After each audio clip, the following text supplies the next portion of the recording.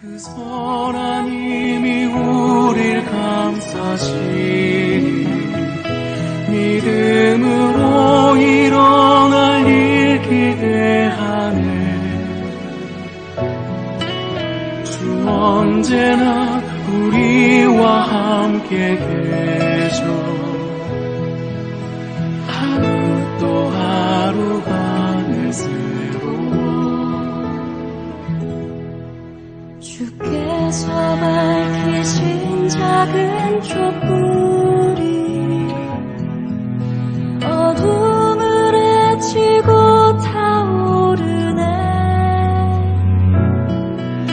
그 빛에 우리 모두 하나 되어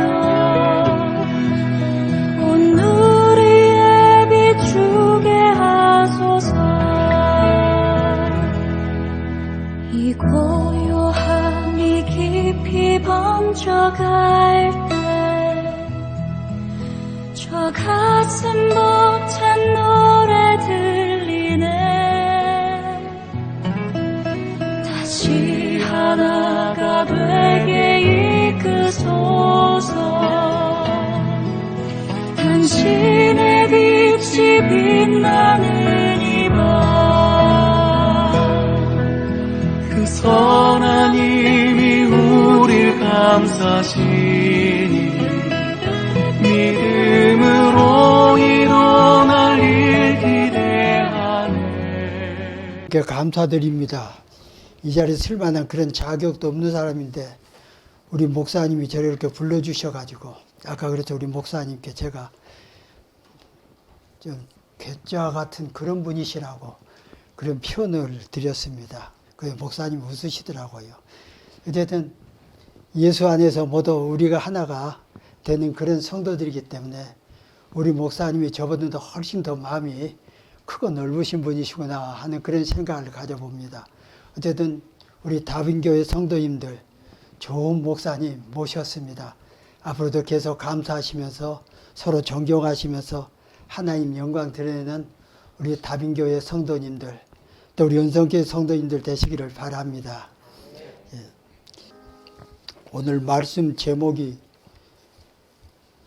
복의 근원이 된 사람이라는 이런 제목을 붙였는데 제게는 좀 이것이 과분한 그런 제목 같아서 우리가 서 있는 자리에서라고 하는 것이 좀 우리에게 적합하지 않겠나 하는 그런 생각이 들어서 이런 제목을 붙였습니다. 우리 목사님이 저보고 좀 와서 말씀을 증거해 주시라고 했을 때 좀 후회를 했어요. 좀 끝까지 좀 못한다고 했으면 좋을 뻔 봤다. 그 나무 교회에 가서 제가 그렇게 증거도 거의 해보지도 않았고 그리고 또 이제 본래 그렇게 서투른 그런 이제 솜씨라 그래서 이제 좀 후회했다는 그런 얘기를 드리는 겁니다. 그런데 어쨌든 하나님이 불러주신 일이기 때문에 최선을 다해서 하기 위해서 무척 노력을 많이 했습니다. 우리가 서 있는 자리에서 여기서 조금 이제 개념적으로 여러분들에게 말씀을 드린다면은 아마 여러분들 들으셔서 아실란가 모르겠습니다만은 가가오 도요히코라는 그 일본의 그 아주 성자 같은 목사님이 계셨습니다. 그분이 이제 1880년대에 출생하셔가지고 1960년대에 이제 소총하신 분이신데 그분이 참 그렇게 소박하고 그리고 인격적으로 신앙적으로 많은 그런 귀감을 주셨던 분이신가 봐요. 근데 그분이 이제 그 일본이 한참 번성할 때 군인들이 앞서가지고 야 가서 싸워야 한다고 하면서 이제 전적을 이제 붙들고 이제 그럴 때였는 것 같습니다. 그런데 그분이 이제 원래 목사니까 전쟁을 싫어해야 할 건 당연하지 않겠습니까? 그래서 극구 반대하다가 그만 형무소에 가가지고 형무소 생활도 하고 한 그런 사람이라고 그럽니다. 그런데 그분이 이제 우리 대한민국에도 오셔가지고 이승만 대통령도 만나셨다는 그런 얘기가 있고 그분이 또 그러고 중국에 가가지고도 이제 선교를 많이 하셨다고 그래요. 그런데 이제 일본 나라가 망했습니다. 그래가지고 이제 망해가지고 이제 모두 다 이제 본국으로 이제 소환이 돼서 가는데, 그런데 이제 우리나라에서도 그랬지만은 저 그 사하린이라는 소련에 가까운 그런 지역의 사람들이, 일본 사람들이 본국에 송환하면서 굉장히 그런 고난을 많이 겪었다고 그래요.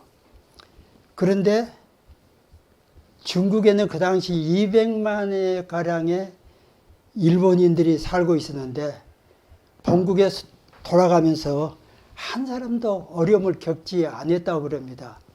왜 그런가 하니 이 가가오 도요이코의 그 목사님의 말씀에, 그 당시 이제 중국의 총통이 장개석 씨였는데 그분 부인 송민영 씨가 이 가가오 도요이코의 감명을 너무 크게 받아가지고, 그래서 자기 남편 되는 총독 때는 그 장개석 씨에게 그렇게 부탁했던가 봐요. 이번에 정말로 일본 사람들 고난을 당하고 있는데 돌아가실 때 어려운 일 당하지 않고 당신 명령을 좀 내려주시라고.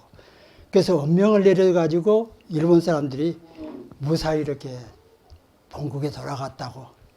내가 그래서 이런 취지로 이제 얘기한 겁니다. 가가오 도요히코가 그 자리에 있는 자리였지만은 그분의 그 위대한 그런 설교로, 그래서 송민현 여사가 은혜를 받아가지고 자기 남편을 통해서 자기 본국 사람들이 그렇게 무사히 돌아가게 하는 게, 그게 정말 참 위대한 그런 사건이 아닌가. 그래서 이런 취지에서 여러분들이 말씀을 생각하면은 내 서투른 설교라도 어느 정도 이해가 되시지 않겠나 싶어가지고 거기서 서 있는 자리에서, 우리가 그 서 있는 자리에서 라는 제목을 내가 부제로 붙은 것입니다. 그래서 먼저 우리가 생각해 볼 수 있는 것은 이제 그 여호수아서 7장에 나오는 아간 사건들을 우리가 생각해 볼 수가 있습니다. 여러분들 아마 아간 사건 잘 아실 줄 믿습니다. 이스라엘 백성들이 이제 열리고성을 침략하고 난 다음이었죠. 이제 전복을 했습니다. 그는 이제 순승장구합니다. 왜냐하면 하나님이 도와주셔가지고 자기들은 별로 그런 큰 힘을 들이지 않고, 그래서 열리고 그 큰 성을 전복을 했기에 앞으로 가나안 일대를 전복하는데도 그렇게 어려움을 겪지 않고 자기들이 전복할 수가 있지 않겠는가 하는 그런 이제 확신을 가지고, 그래서 이제 더 진격에 나가려면은 거기 아이성이라는 작은 성이 있었습니다. 근데 별로 이렇게 힘들게 생각지 안 하고, 그래서 이제 군인들도 그렇게 많이 선발도 안 하고 이제 침략을 했습니다. 그런데 의외로 이스라엘 백성들이 패전을 했습니다. 그들이 이제 하나님의 일을 하니까 하나님이 함께 하시면은 백전백승입니다. 우리들도 그게 이제 경험하고 느낀 바고 그게 신앙이지 않습니까? 그런데 패전을 했어요. 그래가지고 자그마치 이스라엘 백성들이 36명이 희생이 됐습니다. 군인들이. 그러니 이 창담한 일을 그 당시 최고 대표자로 있던 여호수아가 너무 답답한 겁니다. 그래가지고 하나님 앞에 막 울부짖고 기도를 합니다. 하나님, 이럴 수가 있습니까? 차라리 우리가 요단을 건너지 아니었으면 더 좋을 뻔봤습니다. 그런데 우리가 요단을 건너가지고 이런 패배를 당했으니 이걸 어찌하면 좋겠습니까? 하면서 이제 탄식을 한 겁니다. 그러니까 하나님께서 이제 여호수아에게 말씀을 주십니다. 지금 너희들 안에서 내 말을 어기고 죄를 범한 사람이 있다. 그래서 그로 인해서 너희들이 이렇게 패배를 당했으니까 내일 아침까지 성결하게 하고 기다리라 하고 그런 말씀을 주십니다. 그때 이제 아간이 했다는 것을 이제 제비를 뽑아서 이제 알게 되지요. 그래가지고 그 아간은 이제 그 하나님 말씀 그대로 돌로 쳐서 죽임을 당하고 불로 살인을 당하고 자기 혼자뿐 아니라 자기 가족과 자기가 키우는 그런 짐승들까지도 모두 그런 화를 당했습니다. 그러니 그 한 사람, 그 전쟁에서 자기가 조금이라도 깊이 생각하고 전쟁에 참여했더라면은 그런 탄심이 안 생겨가지고 그런 큰 죄를 범치 아니했을 텐데 이 전쟁할 때 어떤 때입니까?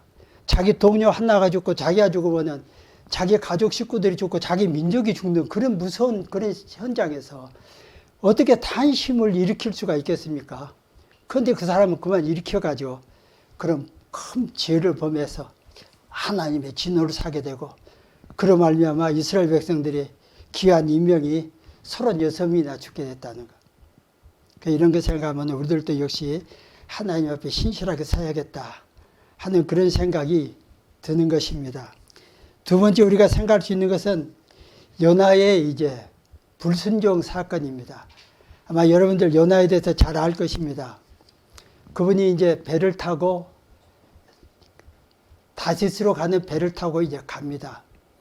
배가 상당히 큰 배였는가 모르겠습니다만 어쨌든 큰 배를 가가지고 이제 풍란을 만나게 되지요.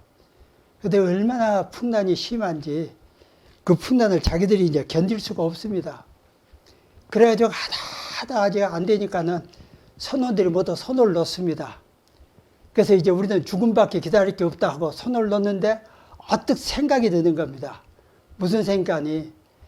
이 배 안에 혹시 큰 죄인이 타고 있으면은 하나님이 진노로 인해 가지고 이런 화를 우리가 당할 수가 있지 않겠는가?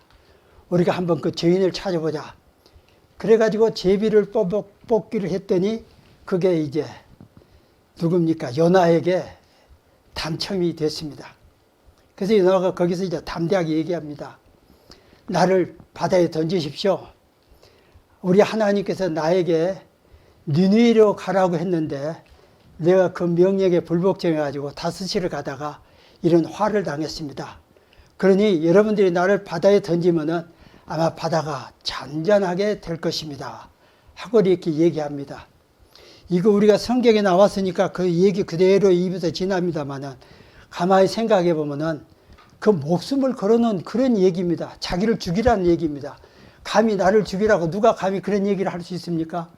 그러나 요나는 신앙이지요. 자기가 하나님을 믿는 그런 백성을 알고 죄와 벌과 또는 하나님께서 자기들에게 내리시는 그런 축복에서 너무 잘 알기 때문에 또 자기로 인해서 우리 그 선원들과 거기 타고 있는 사람들이 화를 당하면 그건 들으면 안 되는 일 아닙니까? 그래서 자기를 바다에서 던져주라고. 어쨌든 오늘날 우리 사회가 이런 사람들이 필요한 게 아닌가. 우리 정계고 경제고 함에 보면은 정말 저러면 안 되는데 국민의 대표로서 있는 저 사람들이 저래 가지고 있으면 안 되는데 하는 그런 탄식을 너무나 많이 합니다. 그런데 그 중에는 우리들이 알기로는 신실한 신앙인이라고 소개된 사람들이 몇 사람들이 있어요. 그런데 그 사람들이 그런 부정에 참여해가지고 이 민족 이 나라를 다스려 나가겠다면서 그렇게 그들이 생활한 게 보면은 참 이런 사람들이 요나 같은 그런 용기를 가졌으면 얼마나 좋았을까 하는 그런 생각을 가져보는 것입니다. 이제 세 번째로 이제 말씀드리고 싶은 것은 아브라함과 롯과 소알이라는 그런 얘기입니다. 여러분 잘 아시죠? 아브라함의 조카가 이제 롯입니다. 그런데 이제 여러분들 아시다시피 소돔과 고모라 일대가 하나님이 진노하심을 받아가지고 유황불을 받아서 그래가지고 오늘날 그 일대가 그 사해가 됐다고 그러지요. 저는 듣고만 아는 얘기입니다. 그런데 이제 거기서 우리가 생각할 게 있습니다. 이 소돔 고모라가 멸망을 하는데 그들은 죄를 범했습니다. 회개하지 않았어요. 악한 그대로 있었습니다. 그런데도 또 하나 이제 아브라함과 하나님과 대화에서 나온 얘기가 있습니다. 그게 뭡니까? 의인 10사람이 없기 때문에 그들은 멸망을 당하고 말았습니다. 그래서 거기서 의인 10명만 있었다면 이런 고난을 당하지 않고 소돔 고모라 아드마 스보인 또 이제 거기에 그 당시에 소알이라는 성은 멸망을 안 당했습니다만 그 일대가 다 멸망의 대상으로 포함되어 있었습니다. 그런데 소돔 고모라 아드마 스보인 그 일대는 유황불을 받아가지고 그래서 멸망을 당했는데 소알이라는 성이 멸망을 면했어요. 그래서 저는 이걸 생각하면서 요새 조금 이상하게 생각하는 게 목사님들 설교를 들어보면은 이 롯과 소알에 대한 얘기를 거의 안 하신 것 같아요. 근데 저는 자꾸 이 생각을 많이 난 겁니다. 왜냐하면 롯이 아브라함의 조카지요. 그리고 아브라함의 행적을 보면은 소알이 롯이 계속 따라다닙니다. 조카니까. 그런데 아브라함은 간혹 가다가 이렇게 제단도 쌓고 하나님께 기도도 드리고 하는 그런 모습이 기록되어 있는데 롯에 대해서는 전혀 그런 얘기가 없어요. 그래서 저는 생각하기를 롯은 작은 신앙의 사람인가 보다 하고 이렇게 생각을 하고 있는 것입니다. 그래서 이제 롯이 이제 피난 갈 때 그 천사들에게 내가 도저히 저 산까지 피할 수가 없으니까 저기 있는 저 성에 나를 피하게 해달라고. 그러니까 천사가 뭐라고 합니까? 네가 거기 들어가기까지 내가 아무 일도 우리가 할 수 없으니 속히 그리 도망가라 그럽니다. 그래가지고 소알이라는 성으로 도망가가지고 그 일대가 다 멸망을 받았지만은 롯으로 인해서 작은 성 소알이 멸망을 안 당했습니다.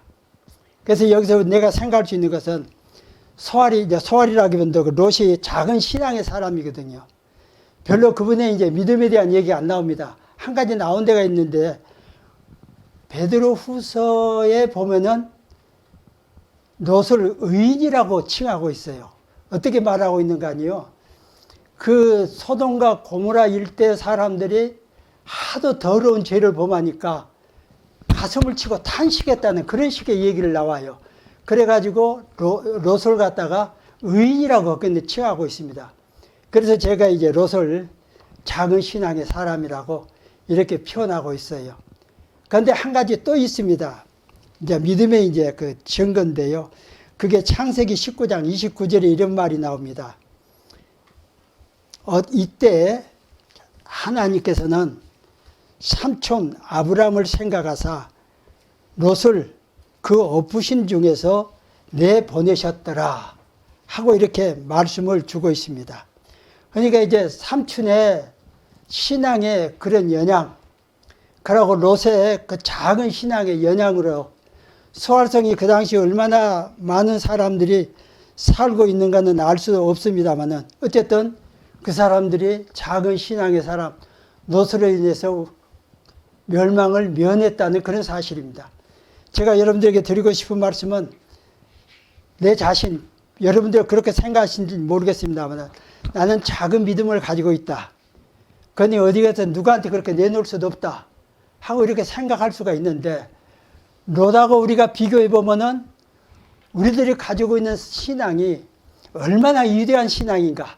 우리 눈에는 아직 안 보이겠지만은 나 한 사람이 인해서 예를 들어서 우리 가정이 다 안 믿고 내가 믿는다고 칩시다. 그럼 우리 사람들이 모두 우리 식구들이 죄를 범하는데 하나님이 심판을 내리고 싶어도 나 때문에 심판을 안 내렸다고 그렇게 우리가 단정할 수 있지 않겠습니까? 그렇게 생각했을 때 우리 작은 신앙이 참 위대한 신앙이구나. 참 고마운 신앙이다 하는 그런 생각을 자주 가지게 하는 겁니다. 확실히 하나님의 말씀 성경에는 복에 대한 얘기를 우리에게 주고 있습니다. 바로 우리에게 주는 생명이 복이고 하나님 우리와 함께 하시는 그 사실들 이런 게 모든 게 다 복이 아닐 수가 없지요. 그리고 우리 하는 모든 일에 우리가 항상 기도로서 하나님과 교통 가운데서 일을 진행하는데 거의 보면은 물론 안 이루어진 것도 있지만은 열매로 우리에게 주시는 그런 사실들을 우리들이 체험을 합니다. 이런 모든 걸 생각하면은 얼마나 하나님이 우리와 함께 하심이 큰 복인가. 바로 이런 걸 보면은 이제 오늘 제목으로 주신 것 같이 나는 복의 근원이 되구나 하는 것을 우리가 인식할 수가 있습니다. 자, 창세기 12장에 보면은 하나님께서 이제 아브라함에게 복을 주실 때 이런 말씀을 주십니다. 내 고향과 친척을 떠나라. 그리고 또 하시는 말씀이 내가 복의 근원이 될 것이다. 내가 내 이름을 창대케 하리라. 모든 민족이 너로 인해서 복을 받을 것이다 하고 이렇게 말씀을 하십니다. 아브라함은 한평생 나그네로 살았습니다. 요새 이제 우리나라는 집값이 올라가지고 또 집값이 내려가지고 나라에서 정치를 잘하니 못하니 난리가 있다마는 성경에 가만히 읽어보면은 아브라함이 그렇게 잘 살아서 장막에서 살았지 자기 집 갖고 살았다는 얘기가 안 나와요. 어쨌든 그렇게 이제 살다가 이제 죽었습니다. 그래가지고 이제 죽었는데도 그의 신앙적 배경, 그의 믿음, 그리고 우리에게 이제 내려주는 그분의 이제 교리적인 그런 측면에서 우리가 생각하면은 믿음으로 의롭다 함을 받은 그런 역사들은 바로 아브라함을 통해서 우리에게 내려주는 믿음의 한 증거가 된다고 이렇게 생각할 수 있습니다. 이런 측면에서 생각하면은 아브라함은 틀림없이 복의 근원이 된 것만큼은 사실이다 하고 우리가 믿게 되지요. 창세기 28장 14절에 보면은 집을 떠나는 야곱을 향해 가지고 우리 하나님께서 위로의 약속을 주십니다. 거기에 보면은 모든 족속이 너와 내 자손을 인하여 복을 받으리라. 걱정하지 말아라. 지금은 내가 혈 당신의 몸으로 초라하게 이렇게 광야길을 거쳐서 피난길을 가고 있지만은 앞으로 태어날 내 자손으로 인해서 모든 민족이 복을 받을 것이다 하고 하십니다. 이것이 참 거창한 복이 아닐 수가 없습니다. 그의 후손인 요셉을 우리가 당장 떠올려서 볼 수가 있죠. 요셉은 아주 억울하게 노예로 팔려갔습니다. 거기에 보면 하마터면은 자기 형들에게 의해서 죽임을 당할 뻔까지도 했습니다. 그래서 그는 애굽의 장군 보디발 집에 갔습니다. 그래서 기약도 없는 그런 노예 생활을 하게 되지요. 이제 이대로 살다가 이대로 죽게 되는 거다 하는 그런 천한 노예일 뿐입니다. 그런데 아까 제가 믿음 말씀을 드렸죠. 하나님은 요셉을 그대로 홀로 두지 아니었습니다. 같이 하셨습니다. 요셉이 보디발 집에 있기 때문에 하나님께서 그 집에 큰 복을 내려주셨어요. 요셉이 그 집에 있자 그 주인 보디발이 요셉으로 인해 가지고 자기 집에 이렇게 큰 복이 임한 것을 알게 됩니다. 그래서 이 사람 요셉, 이 사람 때문에 하나님께서 우리 집에 이렇게 복을 주셨구나. 그리고 보디발이 이제 깨닫게 되는 거죠. 오늘 본문에서 라반 집에서 머슴살이를 하는 조카 이제 야곱이 사실상 아무 기약도 없이 머슴살이를 하고 있습니다. 우리가 세상적으로 생각하면 참 불쌍한 삶을 살고 있는 그런 형편인 것만큼은 사실입니다. 그런데 한평생 이렇게 외삼촌의 양이나 치다가 끝나버리는 그런 인생이 되지 않는가 하고 이렇게 이제 탄식도 할 만합니다. 그러나 하나님께서는 그에게 복을 주십니다. 복의 근원이 되게 하시죠. 그 집이 시간이 갈수록 물질적으로 부여해집니다. 형통함이 임하는 거죠. 라반이 이것을 압니다. 그래서 라반이 이런 얘기를 하죠. 내 덕에 하나님께서 우리 집에 복을 이렇게 주신 것을 내가 깨달았다. 그러니 떠나지 말고 우리 집에 있거라, 거하거라 하면서 이제 간청을 하죠. 그게 이제 오늘 본문 30장 27절의 말씀입니다. 이렇게 복의 약속을 받고 복의 근원이 된 사람이 그들의 이제 생을 보면은 여러분들도 경험해서 아시겠습니다. 하나같이 하나님의 약속을 믿는 믿음의 사람들, 또 충성되게 살았습니다. 또 나무 집 일이라고 해서 나무 일로 생각 안 하고 자기 일같이 하는 그런 사람들입니다. 그런 사람들 되게 보면 또 자발적으로 합니다. 그러기에 그들은 주인의 마음을 감동시킨 것이 아닌가 하는 그런 이제 생각도 가져볼 만도 합니다. 요셉의 경우 그 주인의 이제 보드발이 일개 이제 히브리 종이 있는데 그런 사람에게 총무를 맡겼어요. 아까도 말씀드린 같이 그렇게 일하는 게 성실하고 부지런하고 자기 일과 차고 또 물론 신앙도 보였겠지요. 그런데 이제 거기 보면은 옛날 번역에는 시대장으로 나옵니다. 그런데 오늘날 번역에 보니까는 친위대장이라고 이렇게 나왔더라고요. 그러니까 오늘날로 말하면은 자세히 모릅니다. 나 혼자 이제 해석인데 보디발이 오늘날로 말하면 대통령의 경호실장쯤 되는 게 아닌가 이렇게 이제 여겨봐요. 경호실장 같으면 굉장한 자리 아닙니까? 그런데 그 집에 이제 총무로 요셉을 이렇게 결정을 한 겁니다. 그것만 보더라도 요셉이 참 그 주인에게 큰 감동을 주는 그런 인물이었구나 하는 것을 이렇게 생각을 가지게 하지요. 바로 그분이 바로 우리들 앞에서도 이제 말씀을 통해서 보여준 것 같이 그렇게 성실한 분이기 때문에 하나님께서 그렇게 그 대학이 나는 모르는 대학입니다만은 아주 유명한 대학이라고 합니다. 그런데 거기에 이제 한 젊은 사회학과 교수가 대학원생들을 통해 가지고 이제 그 사회 병청해 가는 과정을 연구를 하는 겁니다. 그러니까 조사를 하게 되는 거죠. 그래서 미국에서 가장 취약한 그런 지역, 그 지역이 바로 뉴욕에 있는 빈민굴인데 그 빈민굴에 이제 그 대학원생들을 이제 보내가지고 이제 선발을 하는데 어떤 선발을 한 거니 12살부터 16살까지 그러니까 청소년들이죠. 이 청소년들 200명을 이제 선발을 합니다. 그래가지고 그 200명의 한 사람 한 사람을 모두 가정 형편을 조사를 해요. 근데 하나같이 자기 집에 보면 어른들이 계시면은 술 중독이 됐다든가 또 마약 중독이 됐다든가 또 아니면은 폭력을 행한다든가 또 아니면 여자가 있으면 창녀가 되어 있다든가 거의가 그런 죄악으로 가득 찬 그런 이제 지역의 사람들인 거예요.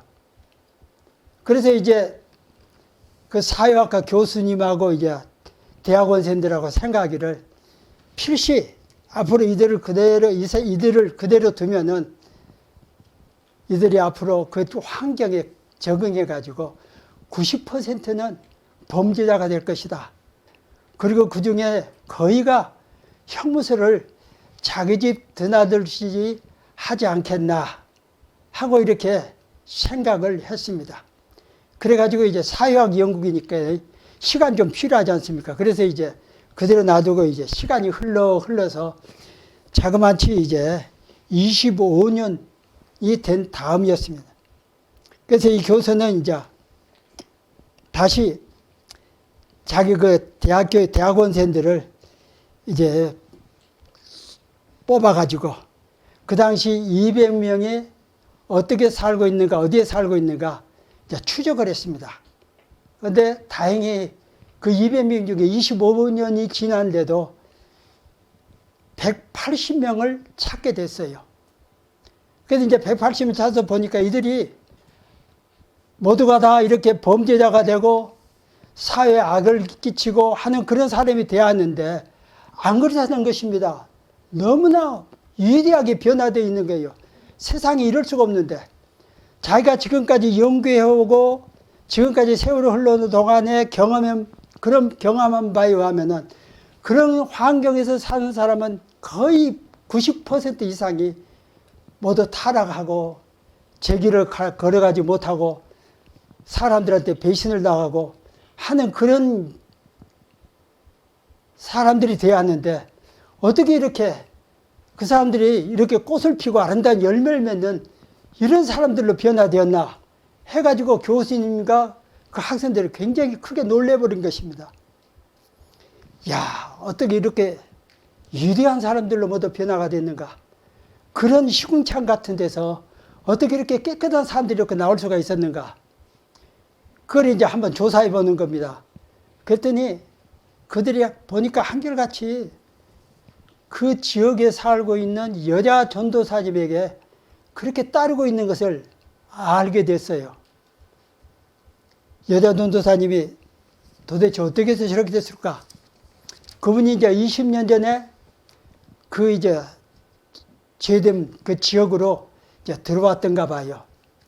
내가 아까 여러분들에게 그 사사가 도이치 얘기를 들었지 않습니까? 그분도 그런 사람이었어요. 그런 그 빈민촌에 들어가 가지고 빈민들하고 동고동락하면서 그들을 그렇게 사랑하시고 그런 그 위대한 삶이 그 손미령 여사에 가마를 줘가지고 자기 동포 200만을 무사히 귀국하게 하는데 큰 힘이 됐단 거. 그런데 아마 이제 이 오늘 그 말씀드리는 이 여자 전도사님이 아마 그런 종류의 그런 류의 이제 사람이었던 것 같습니다. 그래서 이제 그 여자에게 와가지고 이제 물어봅니다. 이제 이미 20년이 지났기 때문에 머리가 이제 희끗희끗하고 반 할머니가 됐어요. 예. 당신 어떻게 해서 이 사람들이 이렇게 그 환경에 어렵게 적응하지 않냐고 이렇게 귀한 사람으로 나타날 수 있었냐는 그런 이제 질문이죠. 그러니까는 그 여자분이 수줍어 하면서 대답하는 말이 나는 아무것도 한 일이 없어요. 저 아이들이 그저 불쌍해가지고 내 아들, 내 딸처럼 나에게 찾아오면 같이 이렇게 사랑을 베풀고 하는 그것밖에 더 이상 다른 것 한 것이 없어요. 참 이게 우리가 들어보면은 쉬운 얘기 같지만은 어려운 얘기가 사실입니다. 그러나 이건 우리가 능히 감당할 수 있는 얘기고 남의 얘기가 아니고 바로 이것은 우리들의 얘기입니다. 우리 주위에 보면은 정말 그런 불쌍한 사람들이 얼마나 많습니까? 그런데 대개 보면은 그냥 무시하고 지나버리기가 쉽습니다. 그래서 나도 하나님 앞에 회개를 드리면서 근래에 와가지고는 좀 더 적극적으로 하나님의 이제 선한 일에 참여를 해야겠다 해가지고 내가 좀 구제사업 같은 걸 좀 좋아합니다. 내 자랑이 아닙니다. 그래서 이번에 또 어떤 우리 친구분 되신 분이 아주 가난하고 힘든 분이 계셔가지고 그분한테 내가 일부러 이제 예수 사랑 가지고 이제 막 접근을 하고 있어요. 몇 번 접근을 안 해가지고 아직 변화는 안 되고 있습니다만은 어쨌든 언젠가는 하나님의 사랑에 변화를 입지 않겠는가 하는 그런 생각을 가져봅니다. 금방 제가 여러분들에게 소개해드린 그 여자는 정말 우리들이 말하는 복의 근원이 된 것만큼은 사실인 것 같습니다. 이제 한 통이 이제 우리나라는 지금도 그렇습니다만 성령 충만 그런 얘기를 많이 합니다.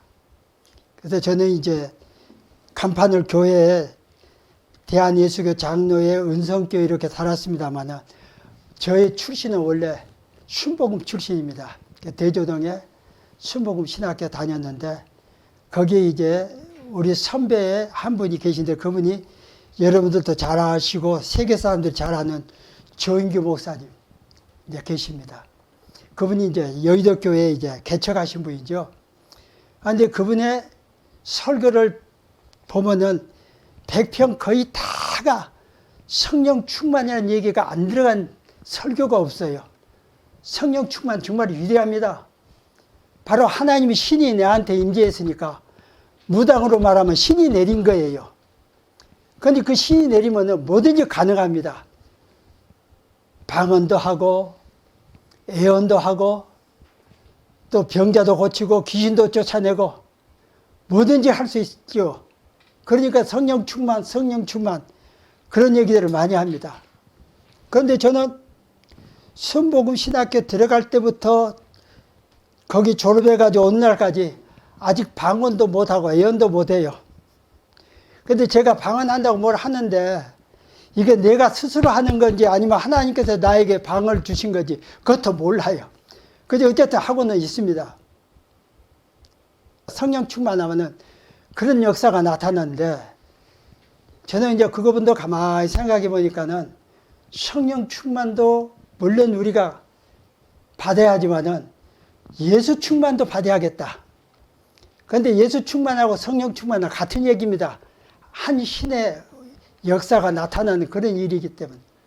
그래서 예수 충만이라면 내가 여러분들에게 설명해 드리고 싶은 것은 마태복음 5장 38절서부터 48절에 보면은 우리 삶에 대한 얘기가 나옵니다. 거기 보면은 악한 죄를 대적하지 말라. 그가 네 오른뺨을 치거든 왼뺨도 돌려대라. 그리고 또 누가 너를 송사해가지고 속옷을 갖고 싶어 하거든 겉옷까지도 벗어 주어버려라.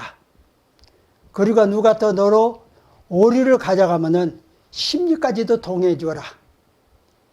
그리고 구한 자에게 주고 꾹고자 한 자에게 거절하지 말라. 그리고 또 뭐라 합니까?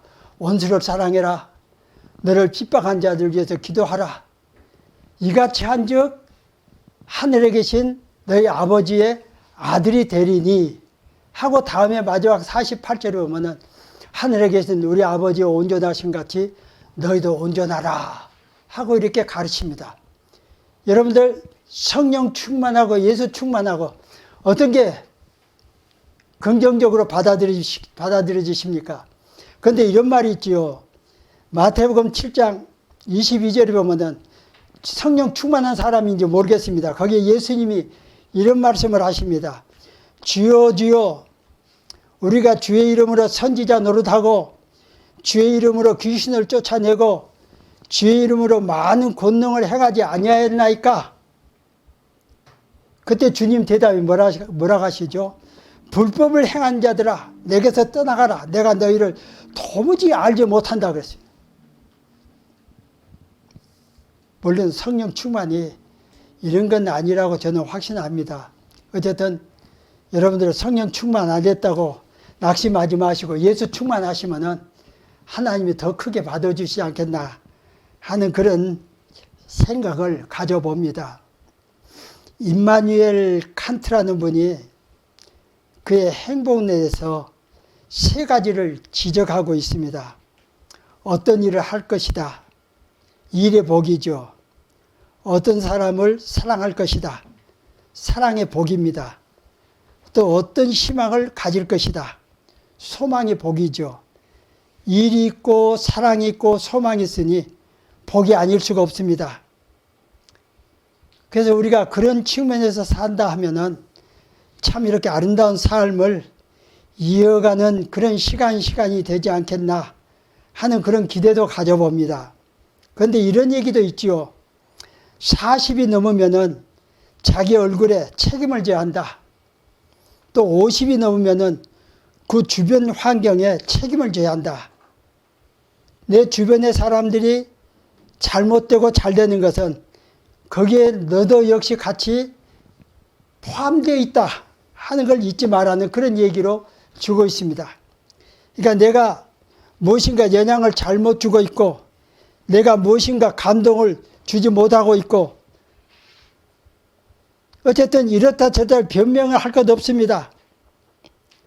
모두 이런 일에 대해서는 우리가 신앙인이기 때문에 한 번쯤은 이렇게 깊이 생각도 해보는 것이 지혜가 아닌가 이렇게 여겨봅니다. 지금 여러분들로 인해서 이제 이 불신 사회가 얼마나 변화됐는가 이런 문제 같은 것도 우리가 항상 생각하면서 뭔가 나라는 인간이 이 사회에 조금이라도 보탬이 됐으면 하는 그런 마음으로 살아간다면 우리 하나님이 얼마나 기뻐하시겠나 하는 그런 생각을 가져봅니다. 신앙인이면은 하루하루 그 삶, 그 시간이 어떻든 하나님께 유익되게 살아야 한다 하는 그런 주관은 우리 신앙인으로서 가져야 할 당연한 마음이 아닌가 저는 이렇게 생각을 하고 있습니다. 불신앙자 라반이 이제 야곱을 알아보지요. 자기 조카입니다. 자기 집 머슴입니다. 그러나 라반이 두려워한 거 있어요. 뭔가니 분명히 보니까는 우리 집 머슴이지만은 야곱에게는 하나님이 같이 하신 그런 능력이 포착된 겁니다. 그래서 그를 경외까지 하게 됩니다. 그래서 내 집에 머무르라. 너 덕분에 우리 집이 이렇게 잘된 걸 내가 알고 있다. 하나님이 너와 함께 하심을 내가 알고 있다. 하는 그런 이제 표현을 하게 되죠. 역시 이제 보디발도 그런 사람입니다. 요셉이 이제 자기 집 노예로 있었지만은 그를 높이 존경했습니다. 그게 바로 이제 우리가 말한 그대로 복의 근원의 역할을 이제 요셉이 했다고 하겠지요. 이런 얘기를 이제 언젠가 저도 봤습니다만은, 이제 그 러시아 하면 옛날에 그 대문호 톨스토이라는 사람이 있지요. 그런 사람이 이런 말을 했습니다. 그 사람이 세상에서 가장 중요한 때는 바로 지금이다. 사실 맞습니다. 세상에서 가장 중요한 때가 바로 지금입니다. 또 세상에서 가장 귀한 사람은 바로 내가 만나는 그 사람이다. 진짜 맞습니다. 내가 만난 그 사람이 세상에서 가장 중요한 사람입니다. 또 세 번째는 세상에서 가장 중요한 일은 바로 네가 이 시간 최선을 다해서 선을 베푸는 것이다. 하고 이렇게 톨스토이는 우리에게 알려주고 있습니다. 그런데 사람들이 이제 흔히 그렇게 생각이 쉽죠. 뭐 오늘 못하면 내일도 하고, 내일도 못하면 모레도 하고, 그렇게 느긋하게 생각합니다. 그런데 그건 천만의 말씀이에요. 우리 수명은 100% 내 것이 아니라 우리 하나님 것이에요. 그래서 이사야서 2장 22절에 보면은 이런 말이 기록되어 있습니다. 너는 인생을 의지하지 말아라. 그의 호흡이 코에 있다. 그러니 셈할 가치가 없다. 하고 이렇게 말합니다. 정말 맞습니다. 우리 수명은 우리 게 아닙니다. 우리 하나님이 그때 코를 막아버리면 우리는 그날 끝나버린 거예요. 그러니 톨스토이가 말하는 것 같이 지금 만난 사람이 제일 중요한 사람을 우리가 대해주고, 지금 하는 일이 제일 선한 일로 우리가 해야겠고 하는 그런 모든 것에 대해서 우리가 항상 뒤로 미루는 것보다도 열심히 그때 참여하는 것이 역시 큰 축복이 아닌가, 복의 근원이 아닌가, 이렇게 생각해 볼 수가 있습니다. 자, 우리는 이제 이런 일을 생각하면서 지난 날을 생각합니다. 지난 탓할 필요도 없고, 환경이 좋으니 나쁘니 그런 거 생각할 필요도 없습니다. 이 시간 내가 어떤 사람으로 어떻게 나타나야 하느냐, 이게 정말로 굉장한 중요한 과제가 아닐 수가 없습니다. 그래서 여러분들이 서 계시는 그 자리에서 여러분들이 하나님께서 주어진 그 사명 그대로 잘 감당한다면, 그로 인해서 모든 사람들이, 또 어떤 사람들이 또 유익을 얻어서 그들도 역시 하나님께 영광을 드리지 않겠는가. 제가 오늘 와가지고 우리 다빈교회 소목사님도 만나 뵙고 또 여러분들 앞에 이렇게 서 있습니다만은 참 귀하신 우리 목사님 또 우리 성도님들이구나. 바로 이런 분들이야말로 오늘 말씀 주신 것 같이 복의 근원이 되게 믿음의 자리에 서가지고 최선을 다해야 하지 않겠는가. 그래서 우리 지금부터라도, 올해가 이제 연초지, 아직도 오늘이 이제 9일입니다.